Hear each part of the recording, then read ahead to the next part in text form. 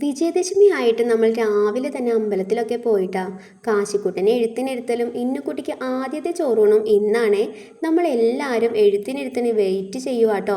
ചോറൂണിൻ്റെ time അത് കഴിഞ്ഞിട്ടാണേ. അമ്പലത്തിൻ്റെ അകത്തായതുകൊണ്ട് തന്നെ കാശിക്കുട്ടനെ എഴുതുന്നത് വീഡിയോ എടുക്കാൻ പറ്റിയില്ല. ശേഷം ഇന്നുകുട്ടിക്ക് ചോറൂണൊക്കെ കൊടുത്തു കേട്ടോ. ആദ്യം ഞാനും കണ്ണഞ്ചേട്ടനും കൊടുത്തു, പിന്നെ നമ്മുടെ രണ്ടുപേരുടെയും പാരൻസ് കൊടുത്തു, അവസാനം കാശിക്കുട്ടനും കൊടുത്തു. പിന്നെ ഇല കൊണ്ടേ കുളത്തിലിടാൻ അവർ പറഞ്ഞു.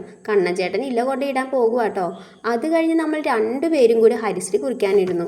ഞാൻ എഴുതി തീർന്നിട്ടും കണ്ണഞ്ചേട്ടൻ കഴിഞ്ഞിട്ടില്ല.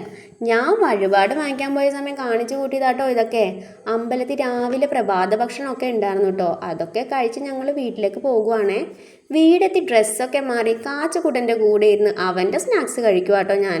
കുറച്ച് കഴിഞ്ഞപ്പോൾ അമ്മയുടെ സ്റ്റുഡൻറ്റ് വന്നു. പിന്നെ കാച്ചു അവളുടെ കൂടെയായി. ഉച്ചയ്ക്ക് ചെറിയൊരു സദ്യവട്ടം ഒരുക്കിയാലോ എന്നോർത്തു.